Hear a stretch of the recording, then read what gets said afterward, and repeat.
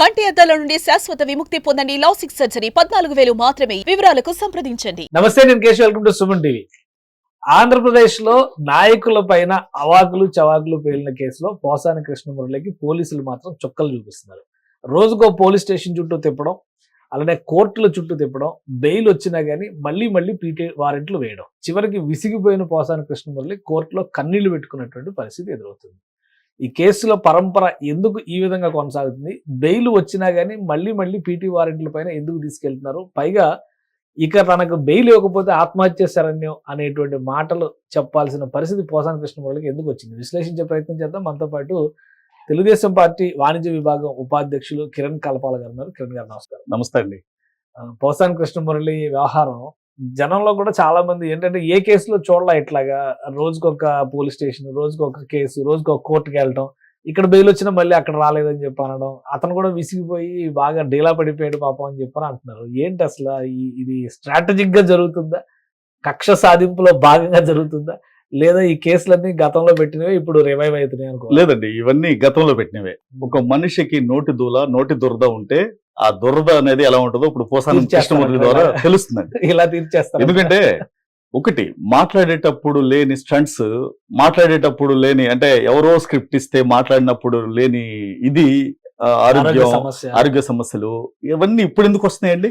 మరి ఆ రోజున సజ్జల రామకృష్ణారెడ్డి నన్ను మాట్లాడమన్నాడు, నా స్క్రిప్ట్ ఇచ్చింది వాళ్లే, జగన్మోహన్ రెడ్డి పథకం ప్రకారం స్క్రిప్ట్ ప్రకారం ఏది మాట్లాడమంటే అది మాట్లాడాను అని చెప్పిన పోసాని మరి ఆ రోజు ఏం చేస్తున్నాడు? ఆ రోజు విజ్ఞత లేదా, సంస్కారం లేదా? అంటే మహిళలను తీసుకొచ్చి మాట్లాడేటప్పుడు కనీసం నువ్వు ఒక రైటర్వి, నువ్వు ఒక అంటే సినిమాకి ఇండస్ట్రీకి సంబంధించిన వాడివి, సినిమాలను చూసి చాలా మంది ఇన్స్పిరేషన్ గా పొందేవాళ్ళు కొన్ని వందల వేల కోట్ల మంది ఉన్నారు. అలాంటి ఎంటర్టైన్మెంట్ నుండి వచ్చిన వాడివి నువ్వు ఏదో జగన్మోహన్ రెడ్డి నీకేదో ఎఫ్డిసి చైర్మన్ ఇవ్వగానే నలుగురు గన్మన్లు వేసుకుని హడవడి చేసి, సజ్జల రామకృష్ణ స్క్రిప్ట్ ఇవ్వగానే భార్యలను బయట తీసుకొచ్చి, అది కూడా ఒకటండి, తీసుకురావటం ఒక ఎత్తు అయితే వాళ్ళ క్యారెక్టర్స్ మీద మాట్లాడటం చాలా ఘోరం అండి. దానికి ఈ రోజున పోసాని కృష్ణమురళి మీద కేసులు పడినాయి అంటే ఎంతమంది హట్ అయితే కేసులు పడితే ఆలోచించండి. అది ఎవ్వరు, ఇది ఏవి కక్ష సాధింపు కాదండి. ఒక మనిషికి నోటి దురద మీరు చూస్తే గతంలో రామ్ గోపాల్ వర్మ కానివ్వండి, పోసాని కృష్ణమురళి కానివ్వండి, వీళ్ళందరూ, బోరుగడ్డ అనిల్, వీళ్ళందరూ వాళ్ళ నోటికి మీరు అన్నారు కదా, రామ్ గోపాల్ వర్మ ఇంతవరకు పట్టుకున్న పరిస్థితి లేదు. కొడాలి నాని కూడా నిర్ణయం ఏదో కోర్టు నుంచి కొంత రిలీఫ్ తెచ్చుకున్నాడు. బొరగడ్డ అనిల్ అయితే ఏకంగా కోర్టునే మిస్లీడ్ చేసి ఇప్పుడు వాళ్ళలో ఇప్పుడు రామ్ గోపాల్ వర్మ కృష్ణమురళి అమాయకంగా దొరికినట్టు లేదు. అమాయకుడు కాదండి. మీరు పోసాని కృష్ణమురళి అమాయకుడు కాదు, ఎమోషనల్ బ్లాక్ మెయిలింగ్ చేస్తున్నాడు ఎవరిని, జడ్జిల్ని, గవర్నమెంట్ ని. దీన్ని అడ్డం పెట్టుకుని ఇంకో కేసు వేయొచ్చండి. ఎందుకంటే రేపు పొద్దున ఎమోషనల్ బ్లాక్ మెయిలింగ్, జడ్జిని ఎమోషనల్ బ్లాక్ మెయిలింగ్ ఎందుకు చేస్తాను? నీకు ఏ అధికారం ఉంది? ఆవేదన, ఏ ఆవేదన? తప్పు చేసినప్పుడు ఒక మర్డర్ చేస్తాడండి, వాడికి జీవిత ఖైదు పడింది. మీరు మొన్న మిర్యాలగూడ కేసు చూస్తే, అమృత వర్షిణి కేసు చూస్తే, ప్రణవ్ హత్య కేసులో అంటే అమృత బాబాయ్ జీవిత ఖైదు పడింది, సుభాష్ శర్మకి ఉరిశిక్ష పడింది. ఆ రోజు మీరు కోర్టు దగ్గర సన్నివేశాలు చూస్తే మీరు ప్రతి ఒక్కరూ కంట తడిపడే విధంగా ఉన్నాయి. ఎందుకంటే అమృత బాబాయ్ కూతురు ఎవరైతే ఉన్నారో తన చెల్లి వరుసలో, మా నాన్నను అనవసరంగా ఇరికిచ్చారు, దీనికి కారణం అమృతానే, అమృత వల్లనే మా కుటుంబం వీధిని పడిపోయింది అని మొత్తం కుటుంబం రోడ్డు మీదకి వచ్చి మాకే సంబంధం లేదు, మమ్మల్ని వదిలేయని ప్రాధాయపడుతున్నారు. మరి దాన్ని తీసుకుని అతని జీవితకాయ తగ్గించేద్దామా? అంటే ఒకటండి, చేసిన తప్పుకి నోటి దూలన్న ఎవరికైనా సరే శిక్ష పడాల్సిందే. ఎందుకంటే ఇలాంటి ఎదవలను వదిలేస్తే, పూసాని లాంటి ఎదవలను వదిలేస్తే రేపొద్దున ఇంకో 10 మంది రెడీ అవుతారండి. రేపొద్దున భార్యలను తీసుకొచ్చేసి క్యారెక్టరైజేషన్ చేసేసి వీళ్ళు డ్రైవర్లతో అది చాలా తప్పండి. అది ఎందుకంటే ఒకటి, రాజకీయాల్లో విలువలు ఉండాలండి, విలువలతో కూడిన రాజకీయం చేయాలి.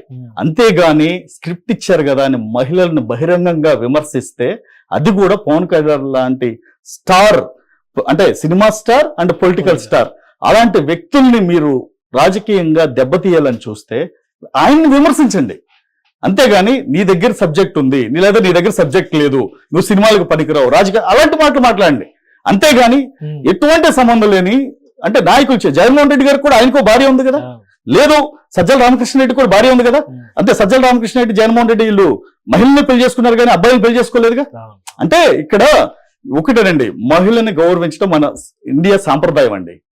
అలాంటిది ఒకటి ఇప్పుడు అది కరెక్ట్. ఆయన అన్నాడు, నేను ఏదో ఎమోషన్ లో అన్నాను. ఎమోషన్ ఏంటండి అది? ఎమోషన్ ఏంటి? ఎమోషన్ ఏంటి? ఆ రోజు నాకు స్టంట్స్ పడి జోలికి నేను పోను ఇవన్నీ చెప్తున్నాడు కదా. ఎప్పుడు పరివర్తన అనేది ఉండదా? ఎప్పుడండి? ఎప్పుడు తప్పు? పశ్చాత్తాపం, అంటే పశ్చాత్తాపం పరివర్తన. ఎప్పుడు? అంటే తప్పు చేసినోడు ప్రతి ఒక్కడు జడ్జి ముందుకు వెళ్ళి పశ్చాత్తాపడితే జడ్జి అదే కనికరం చూపించి వదిలేస్తే రేపొద్దున వాడు తప్పు చేయడానికి గ్యారెంటీ ఉందా? ఇంకా శిక్షలు ఎందుకు, కోర్టులు ఎందుకు? ఇంకా ఇప్పుడు తప్పు చేసిన వాడిని శిక్షించకపోతే ఇంకా కోర్టులు ఎందుకు, లాయర్లు ఎందుకు, హైకోర్టులు ఎందుకు, సుప్రీంకోర్టులు ఎందుకు? బయటకు వచ్చేసి నేను ప్రాధాయపడిపోయి తప్పు చేశాను, నన్ను వదిలేయండి అని ప్రాధాయపడేది జడ్జిని. జడ్జి కన్నీరు మున్నీరైపోయి వదిలేస్తే ఇంకా ఎందుకు? ఇంకా ఏముంది? అర్థం ఉంది. భారతీయ శిక్షా స్మృతి చట్టం ఏం చెప్తుంది? అంటే తప్పు చేసినోడు ప్రాధాయపడితే వదిలేస్తామా? ఇవన్నీ ముసలి కన్నీరండి. ఇవన్నీ blackmailing, emotional black mailing.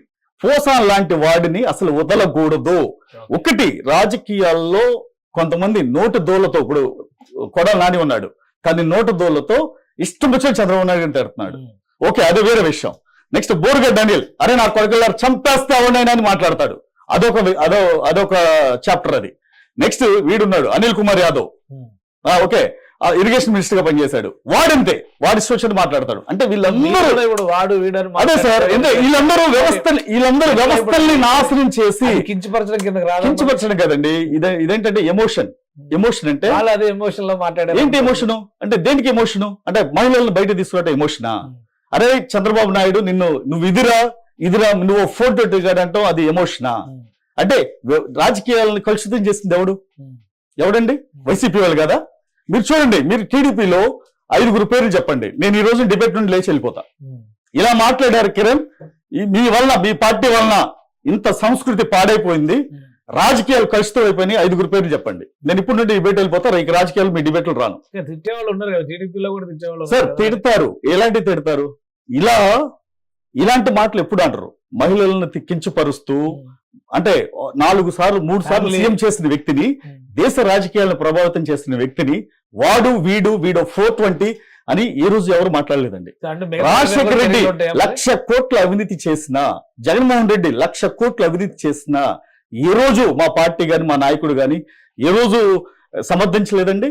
ఏ రోజు కూడా జగన్మోహన్ రెడ్డిని మాట్లాడాల. మేము మాట్లాడింది వ్యవస్థల మీద, అతను చేసిన అవినీతి మీద మాట్లాడాం, అంతేగాని జగన్మోహన్ రెడ్డి క్యారెక్టరైజేషన్ ఎప్పుడు చేయలే. ఓకే, అలాంటిది రాజకీయాలకు ఉండకూడదు. ఓకే, ముఖ్యంగా పురుషులు రాజకీయాల్లో ఉన్నప్పుడు వాళ్ళు మాత్రమే తీసుకోవాలి కానీ మహిళలను తీసుకురాకూడదు. అలాంటిది పోసాని కృష్ణమురళి మహిళలను తీసుకొచ్చి, ఓకే సరే ఆవిడ వ్యాపారంలో తప్పు చేసిందనో లేదా అవినీతి చేసిందనో మాట్లాడటం వేరు. క్యారెక్టరైజేషన్ చేస్తే ఏంటండి?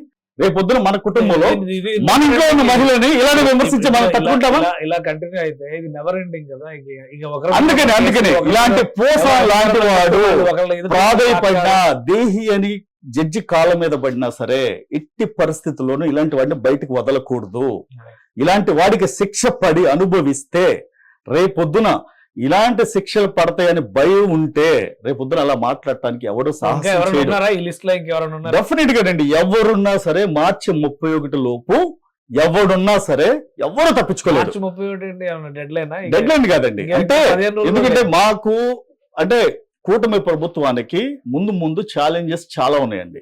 ఎందుకంటే ప్రజలు అధికారం ఇచ్చింది రాష్ట్రాన్ని అభివృద్ధి చేసి రాష్ట్రాన్ని బాగు చేయమని అధికారం ఇచ్చారు కానీ ఇలాంటి ఎదవల చుట్టూ కాలయాపన చేస్తూ కేసులు అంటే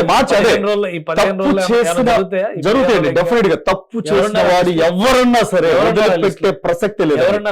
తప్పు చేసిన వైసీపీలకు తెలుసండి డెఫినెట్ గా వాళ్ళు ఎవరున్నారో వాళ్ళు ఆల్రెడీ రెడ్ బుక్ పేర్లు ఉన్నాయి. ఇప్పుడు అవన్నీ వాళ్ళకి తెలుసండి. వాళ్ళు భయపడుతున్నారు, తప్పు చేశారన్న ఫీలింగ్ వాళ్ళకు ఉంది. చట్టం దృష్టిలో ఎవ్వడు అతిథుడు కాదండి. ఎవరైనా సరే ఏ డిపార్ట్మెంట్ లో పనిచేస్తున్నా సరే. రెడ్డి గారు వచ్చి కూడా చాలా క్లియర్ గా చెప్పారు. ఇప్పుడు విజయసాయి రెడ్డి కూడా ఈ రోజు ముసలి కన్నీరు గారుస్తున్నాడు. ఇది తప్పు చేస్తుంది ఏం కాదు, కసిరెడ్డి రాజశేఖర రెడ్డి మొత్తం వాడే చేస్తాడని చెప్తున్నాడు. ఈ రోజున 2004లో రాజశేఖర రెడ్డి ప్రభుత్వం వచ్చిన తర్వాత వచ్చిన దగ్గర నుండి షెల్ కంపెనీలు పెట్టి ఇక్కడ ఉన్న డబ్బుని మారిషస్ కి పంపించి అక్కడ నుండి కంపెనీల చేత పెట్టించి ఇదంతా చేసింది బాగోతే ఎవరండి? విజయసాయి రెడ్డి కదా. 2004 అంటే మీకు ఇప్పుడు 21 సంవత్సరం. 21 సంవత్సరాలు జగన్మోహన్ రెడ్డితో రాజశేఖర రెడ్డితో అంటకాగి రాజశేఖర రెడ్డి మరణం తర్వాత జగన్మోహన్ రెడ్డి పంచన చేరి ఈ రోజున నీ మీదకి కాకినాడ సీపోర్ట్ విషయంలో నువ్వు ఎక్కడ అడ్డంగా బుక్ అవుతావునని ముందే తెలివిగా బయటకు వచ్చి జగన్మోహన్ రెడ్డి 2 విమర్శలు చేస్తే నువ్వు తప్పించుకుంటావు అనుకుంటున్నావేమో. సమస్య లేదండి. విజయసాయిరెడ్డి అనేవాడు ఎప్పటికీ చేసిన తప్పులకి ఎందుకు మనం రెస్పెక్ట్ తో మాట్లాడుకుందాం డెఫినెట్ గా అదే. ఎందుకంటే వీళ్ళు మృగాలండి. ఎలా అంటే మీకు మృగాలు ఎందుకు అంటున్నానంటే మానవ మృగాలండి. దేశాన్ని సర్వనాశనం చేసిన వ్యక్తుల్లో వీళ్ళు మొట్టమొదటి వరుసలో ఉన్నారు. ఈ రోజున ఆంధ్రప్రదేశ్ అనేది వాటిని కూడా డిప్లొమాటిక్ గా చెప్పొచ్చు మీరు. అదే చెప్తారు. చెప్పాలి సరే, ఇప్పుడు విజయసాయిరెడ్డి గాని లేదా పోసాని కృష్ణమురళి గాని ఇలాంటి చట్టాన్ని వాళ్ళ దృష్టిలో తీసుకుని ఎవరైతే తప్పులు చేసిన వ్యక్తులు ఎవరైతే ఉన్నారో వాళ్ళు కింద మీద పడి జగన్మోహన్ రెడ్డి తిట్టినా తిట్టకపోయినా వాళ్ళు చట్టం దృష్టిలో తప్పించుకోలేరండి. ఎందుకంటే కేవీ రావు గారి కాకినాడ సీపోర్ట్ ని 6,000 కోట్ల కంపెనీ విలువ ఉన్న కంపెనీని 550 కోట్లకి బలవంతంగా రాయించుకుని పాయింట్ బ్లాక్ పెట్టి బలవంతంగా కేవీ రావు గారి మీద పెట్టి రాయించుకుని ఈ రోజున మళ్ళీ సిఐడి కేసులు ప్రభుత్వం మారిన తర్వాత కేసులో నన్ను ఇరికించేశారని విజయసాయి రెడ్డి గారు అంటున్నారు. ముసలి కన్నీరండి విజయసాయి రెడ్డి ముసలి కన్నీరండి. విజయసాయి రెడ్డి భాగవతం ఉత్తరాంధ్ర వెళ్తే మీకు ప్రతి ఒక్కరూ చెప్తారు. అన్ని కప్పిపుచ్చుకోవడానికి ఇవన్నీ ఇస్తున్న నాటకాలండి. ఎవరిని పోసాన్ని కాదు కదా రామ్ గోపాల్ వర్మ అనే విజయసాయి రెడ్డిని ఎవరిని వదిలే ప్రసక్తే లేదు. తప్పు చేశారు.